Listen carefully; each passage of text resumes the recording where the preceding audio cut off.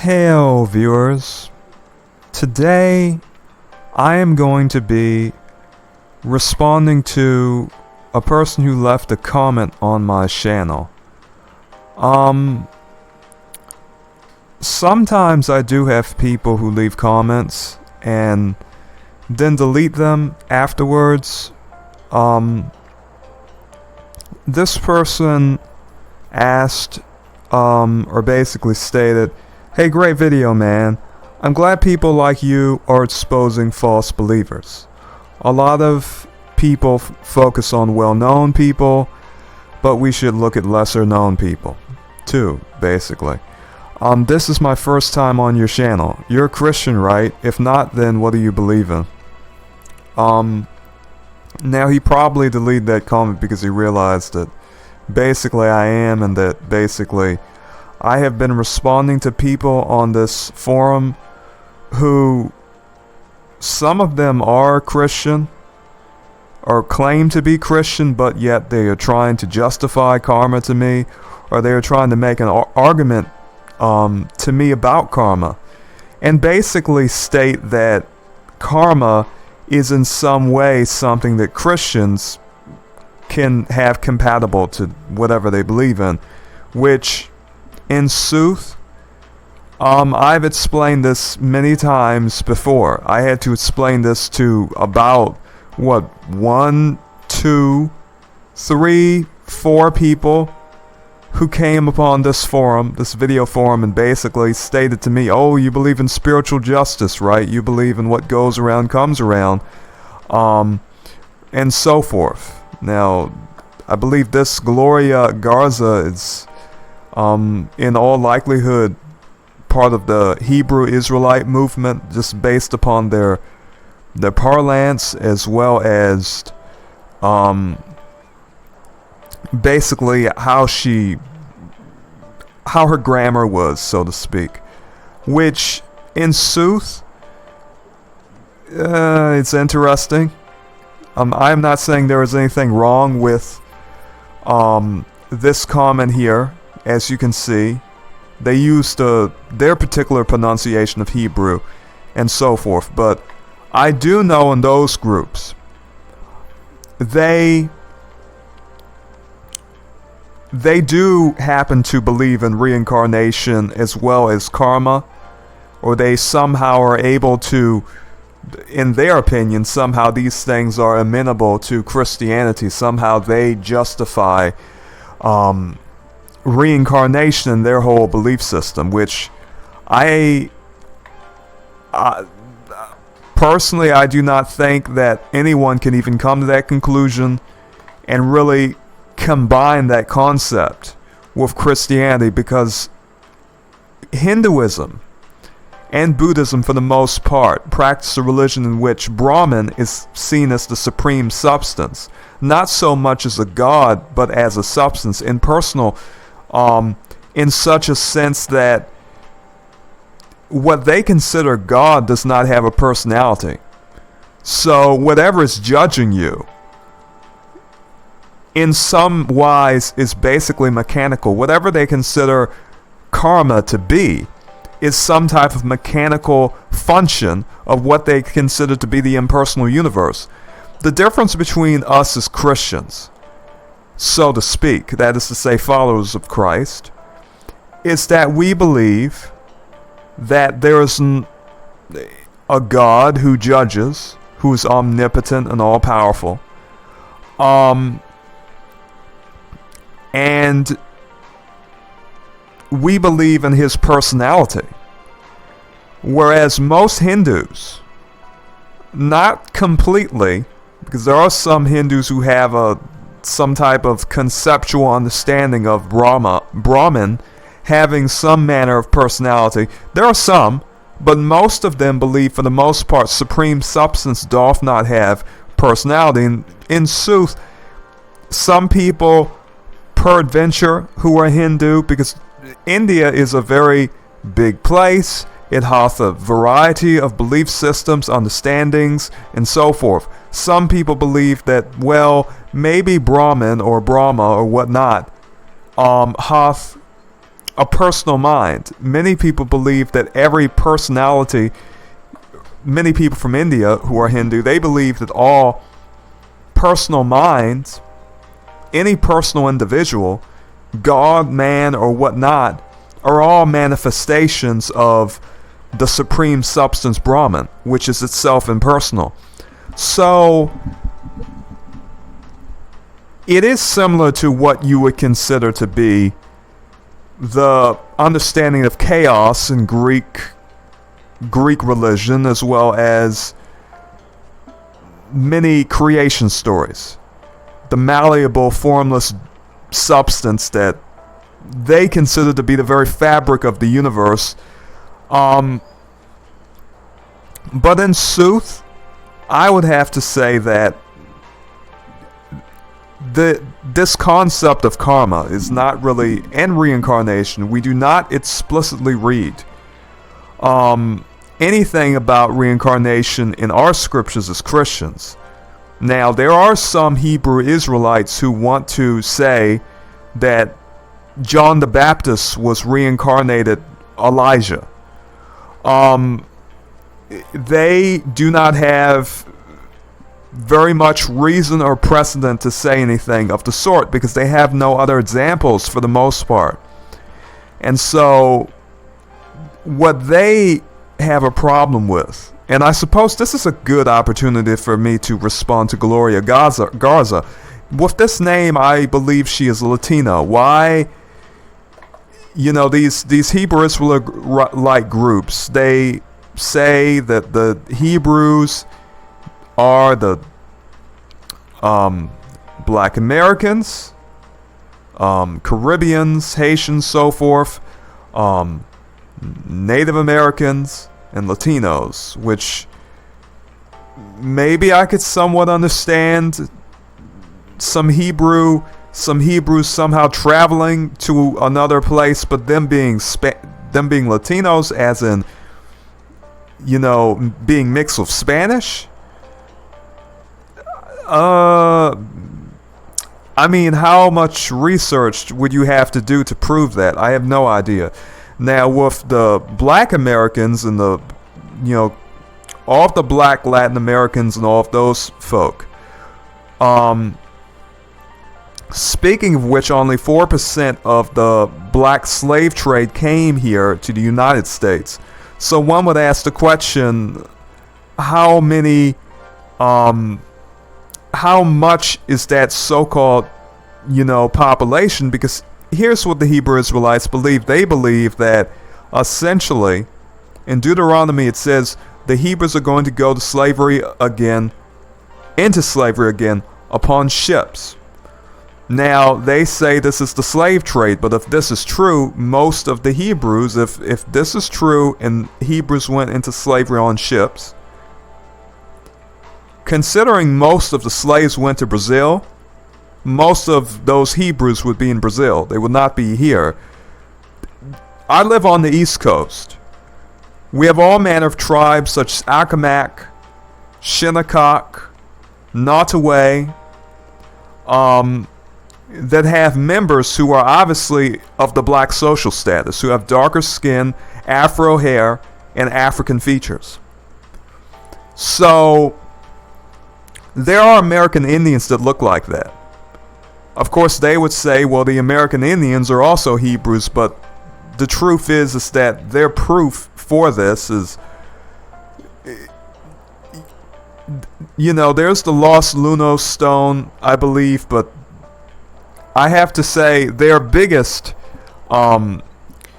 claim to being a Hebrew is that verse in Deuteronomy. And I have to say, if that is true, most of the Hebrews are in Brazil, but never mind that. Essentially, these people believe in, you know, if what they're saying is true. Now, I myself am a foundational black American, in that I am, you know, I have history and ancestry here going back to, you know, who knoweth how long, in sooth. But basically, I am a non-immigrant black American. But anyhow, I would say that mostly I see these people talking about reincarnation. Now, in regard to the person in this video, her name is Ravinder. Now, she became very popular in the Christian community for a variety of reasons, mostly because of her testimony. And I have to say, I do not really do these videos, as I'm sure, you know, this person who left this comment already know of, out of any type of spite. However, for this particular woman, she sort of changed a lot, and I noticed that she started to bring a few people on her YouTube channel that, in sooth, I just sort of started to wonder about. She brought a man on her channel who happened to be, I suppose, a really... He was selling some type of health product, so to speak. But the truth is, this product was a type of drug, so to speak. In other words, he was selling a type of drug that was really, well, not necessarily a drug. It was basically dirt, some type of earth, some type of mud. Basically, if you eat it, somehow it maketh you, to some extent, receive a high. I will put it that way. And basically, this person was talking about how it can cleanse your body, and the like. But for whatever reason, he was saying somehow it sort of opens up your mind or gives you some type of high. And he was speaking in very, very odd terminology. Let me say it that way. But anyhow, essentially, this man said, "Oh, you know, you should eat this before you pray. This mud or dirt or something."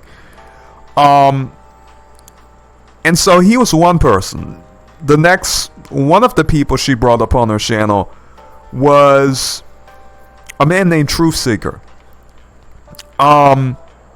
Truth Seeker is a well-known New Age, one of these people who claims to be a Christian mystic.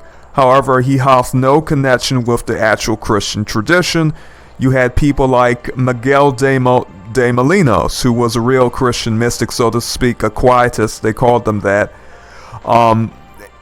And these people were real Christians. They did not like the Catholic imagery. They did not like the imagery of Jesus. They said you should worship Jesus and, or rather God without images. That is what they were basically saying.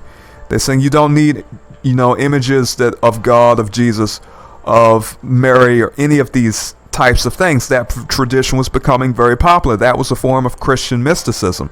That was considered to be quietism, because they used to pray in quiet. They really focused upon quiet prayer. Now, one of the reasons this is so significant is because in the Catholic Church they practice rosary.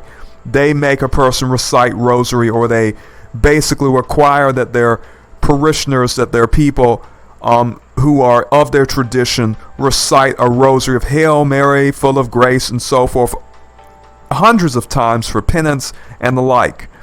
Now, these quietists were different. They prayed in quiet. They believed that your prayer should be natural.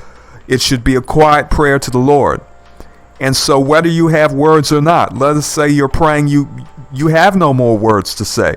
You just basically have peace with the Lord. You do not always need to be saying something. And so this, in order to insult them, the Catholics started to call them quietists. They started to burn some of these people on stakes. They started to persecute them. They started to execute them. So the tradition of so-called Christian mysticism is something quite significant. It is indeed a very honorable tradition, a very proud tradition, so to speak, of people who gave up their lives to worship God in a personal way. If you do not know about the Quakers, the early Quakers, not the new Quakers, the Quakers were against slavery too. A lot of them were. Some Quakers did own slaves though, but they were well known. There were many well-known Quakers who were abolitionists and who were against slavery. Slavery itself disgraced a great deal of the so-called Christian population in the United States because it was something completely unchristian. Now, this is the tradition of Christian mysticism. Christian mysticism was very, very strident, those people who are considered to be Christian mystics are very strident about their consideration of nonviolence. They will not fight. They will not kill. They will not, hurt people. They really believe what Jesus said when he said, turn the other cheek. When he said, blessed are the peacemakers, they shall be called the children of God. These people really believe this. And the first Christians really believed it as well. When the Romans were persecuting them, when the Romans were putting them in the Colosseums, they, of course, eventually under Constantine, they did take up arms with him who had become the emperor of Rome. However, after that, we had the Catholic Church. When the Catholic Church came to be, you had all manner of restrictions upon Christianity. You had all manner of restrictions upon Christians. When Christianity became the state religion, and when Christianity was no longer a persecuted group in Rome, well, a great deal of the spirit of the people had essentially left the church. And people had become essentially binded to the corrupt traditions of Romanism. And so the popes took power, and we all know the whole history of it. No one needeth to really go into very much detail. We know about the histories of the popes, of how all of this has transpired. We know about the history of the Eastern Orthodox Church and how many images they have, and how they count those prayer knots just like the Catholics count their rosary beads, and they say the same prayer over and over and over. For the Greeks, or rather for the people in the Greek Orthodox Church, it is Kyrie eleison. It is better sung. Kyrie eleison is better sung. That just simply meaneth Lord have mercy. When you sing Kyrie eleison, it is better as a song. These people pray to God and they just say Kyrie eleison, Kyrie eleison, Kyrie eleison, so forth and so on and so on. They said, Lord have mercy on me a sinner. Lord have mercy upon me a sinner. Lord have mercy upon me a sinner. And they say this over and over and over again. So real Christian mystics have a great deal to do with Protestantism itself. Now, mysticism itself just simply meaneth a type of personal worship, your personal experiences. Now, of course, we have fundamentalism and we have mysticism. Now, in regard to the fundamentals, that is your scriptures. In regard to your personal and mysterious experiences with the Lord, that is something for you. That is something that comes from experience. No one can teach you that. Those are experiences. This is the difference. Truth Seeker went about calling himself a Christian mystic, but in the end, what he was teaching was Kundalini, yoga, channeling heat and energy in your body, and all of these different things from other religions. It was not Christian mysticism. It is a disgrace for him, to even call himself such. But there was that situation where I did do a few videos, or a couple videos about him. But so that was interesting.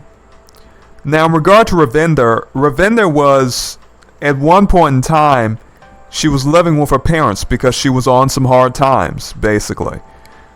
She was having some hard times, so she had to go back and live with her parents. Now, her parents ended up, now she was a Sikh. Ravinder was a Sikh and her parents were Sikh. Actually, since I talked about Kyrie eleison, I have to sing it. Because it really is a good song. In Latin, I do love that particular hymn. Let me take a breath. But should I sing it or just, maybe I should keep talking? I should probably keep talking.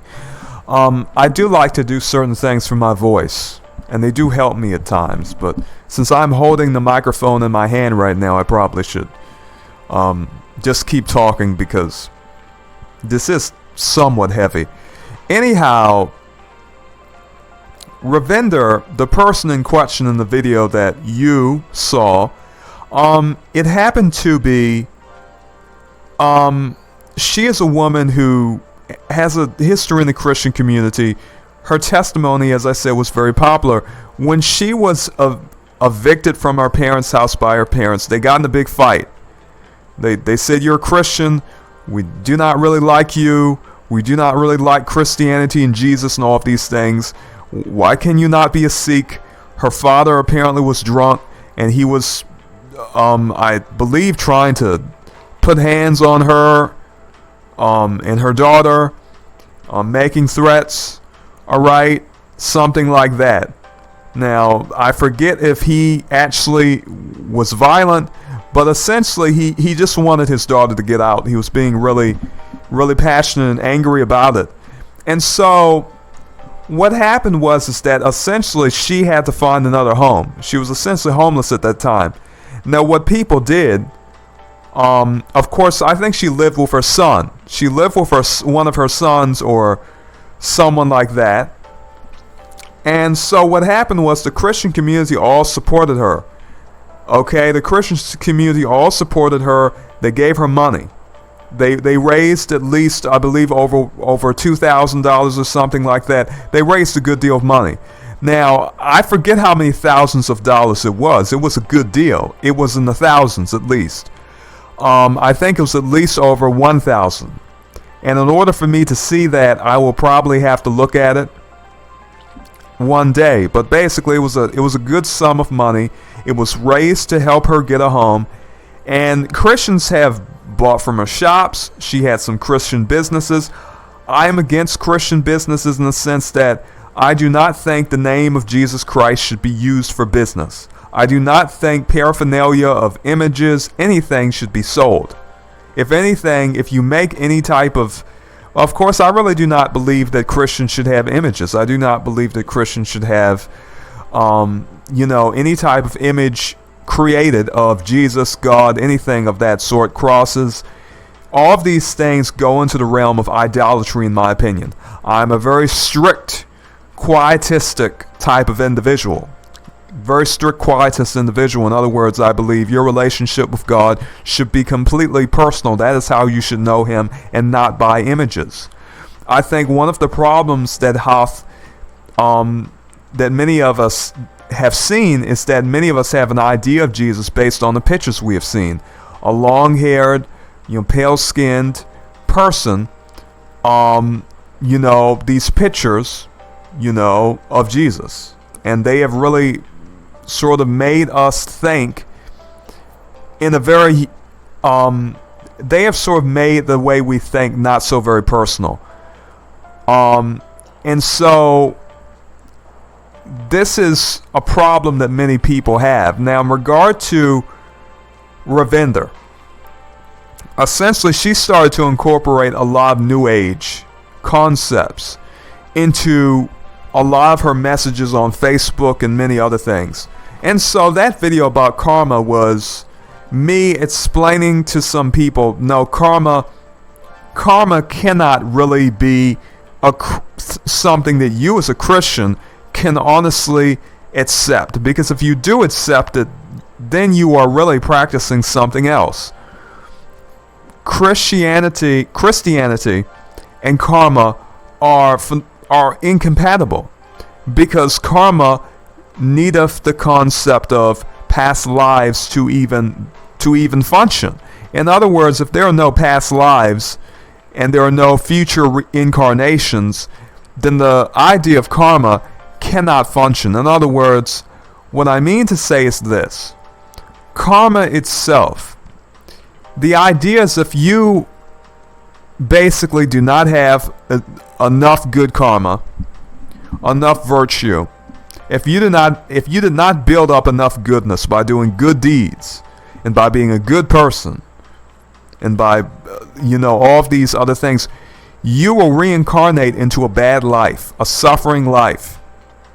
The idea in Hinduism is that, and Buddhism for the most part too, is that after a certain time, you will, I suppose, if you basically do enough good, so to speak, you will reincarnate as a wealthy person or something of that sort. And so I really mean it. I was somewhat harsh in that video, but I really mean it when I say that is not a Christian concept. You need reincarnation and you need future incarnations in order for the idea of karma to work. That is just what you need. So these videos that I did about Ravinder, that one got popular for some reason. The one about karma. But you see, as you can see in the comment section, you have a lot of people, Christian and otherwise, who want to really, really promote that. Now, as for Hebrew Israelites, most of these Hebrew Israelites, they believe that the UFOs, the chariots of the gods, they must have not heard about the abduction stories with aliens. Apparently, they think the angels are riding those spaceships, those alien spaceships. But a lot of Latinos have joined them. So sometimes you'll see names like, Gloria Garza. You'll see Latino names. All right? You'll see people who are basically, you see, they came out of Catholicism in many cases, and, they heard Hebrew Israelite street preaching or something on the internet. And so for whatever reason, they will join too. It is already terrible enough that this, and I will put it this way. The Hebrew Israelites do emphasize some things that other Christians do not emphasize. They simply do. And I think for a lot of these, Catholic Latinos, they come out of Catholicism and they are amazed by, how the Hebrew Israelites basically practice religion. And they want to be like them. And so they join them. And since they accept Latinos for whatever reason, they fill their heads up with the idea that these people are Hebrews. Now, the Bible says, Paul says that we the church of the Israel of God. So for me, I already know where Israel is. It is the church itself. There's a fake Israel on the map that are committing atrocities right now. But how can they be the children of God when Jesus saith in Matthew, "Blessed are the peacemakers, for they shall be called the children of God"? Well, if the people in so-called Israel, the fake Israel that we all know about, are basically committing mass atrocities, it standeth to reason that these people are not the Israelites, because obviously, if the Israelites are the children of God, how can the children of God not be peacemakers? Furthermore, the Bible saith in this wise, that if you do not accept the Son, you do not have the Father. So if you do not have the Son, you do not have the Father. There are people in fake Israel who consider themselves to be the chosen people in the true Israel. Well, they are not the true Israel, because we read in the Gospels that the church is the Israel of God. We read that that basically the children of God are blessed peacemakers. Okay. We read in the Gospels that a Jew outwardly is not really a Jew. You have to be a Jew inwardly. So how many inward Jews are in the fake Israel? Okay, that is a creation that was created by, basically Britain and, different countries, aid with the Balfour Declaration, all right, and it was created. But, some of these Hebrew Israelites believe that basically a Hebrew is an outward Jew. A Hebrew is a person basically just by blood and not by spirit. The spirit meaneth nothing. And so they discount a great deal of church history. They do not take into account that there were early Christians who were being put into colosseums, who were being slain in mass numbers. And so they would claim all of the early Christians, all of the people in the church, were basically Jews who were considered to be Gentiles because they went away from the Hebrew traditions. Anyhow, my point is that these people basically accept reincarnation and karma. And so this person came to my video and basically left a comment about what goes around comes around and tried to basically justify karma. And I said, basically, we as Christians have a personal God who judges personally. Now, they will bring up this, be not deceived. God is, whatever a man soweth, he shall reap. God is not mocked. The idea is that God is judging, not some impersonal concept. We have here in Revelations 13:10, he that leadeth into captivity shall go into captivity. He that killeth with the sword must be killed by the sword. Here is the patience and the faith of the saints. In other words, we as Christians believe in the justice of God, in a personal God who understandeth our plight. If he did not have a mind or a personality, he would not be able to understand the plight of those who are wronged, downtrodden, abused. But we believe in his supreme justice. I mean, we also have the story of Lazarus and the rich man. Many of these Hebrew Israelites are quite worldly, in my opinion. Now, anyhow, we had another person. He is telling me that, karma is not a Hindu concept. The word karma is Hindu, which is Sanskrit. It is not Hindu. But the meaning is universal to all religions. So there are people who are trying to make this into a universal thing that can be applied to every single religion, and this is not true. A lot of these people practice, now this is what he is talking about, Emerson, and transcendentalism, which is a precursor to what we consider to be New Age religion. And I would have to say that a lot of these people, especially Euro-American and Europeans, as well as some particular Russians, they had taken a lot of Eastern religious concepts from Hinduism and Buddhism and essentially combined them with Christian religion. And what they did was create different New Age type of traditions and religions. And I have to say, like Theosophy, for example, and what we consider to be the modern New Age traditions. All right? These are all very popular, and people will say, well, karma has an application to everything. No, it doth not. It hath a real meaning in Sanskrit, and furthermore, this hath application in Hinduism and Buddhism.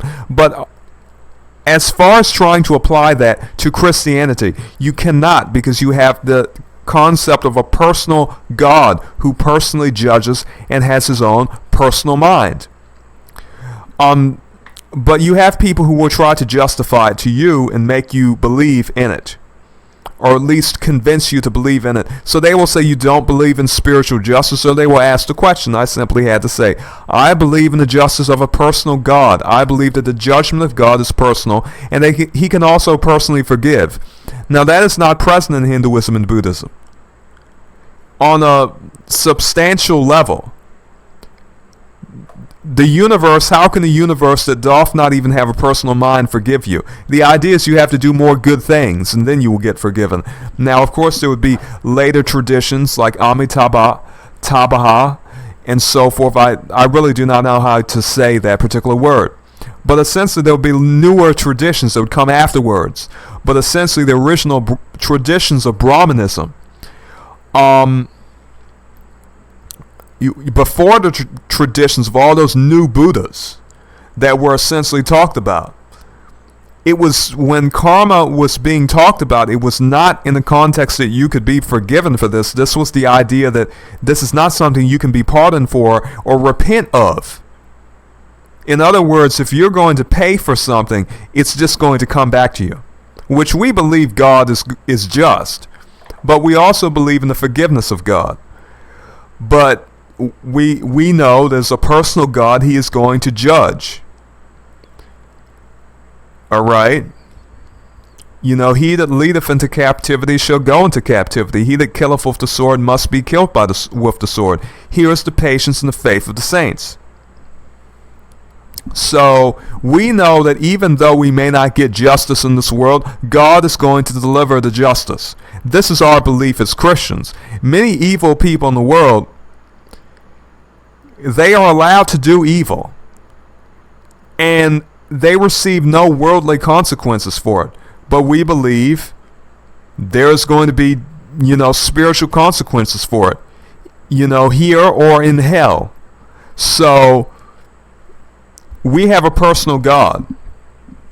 So our beliefs and basically understandings are different than what some people like to say about karma. Karma is very, very popular.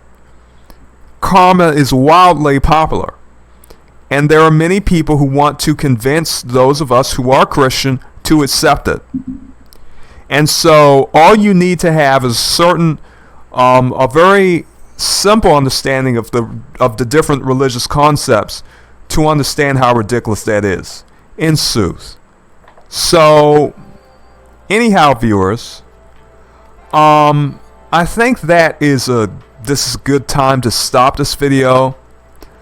I just wanted to respond to this particular person because they left a comment, and I just felt, well, even though he deleted it, I do this with all comments, even the ones deleted. Oftentimes, if you delete your comment here,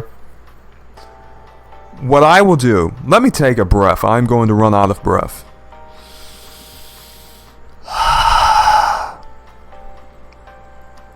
Alright, oftentimes, if you delete your comment on my channel, I will respond to it with a video, because I receive all of them in my email, in my inbox. So anyhow, viewers, may you be blessed and farewell. Goodness, I feel so sleepy for some reason. I did not get a very good sleep, or maybe I just did not get enough.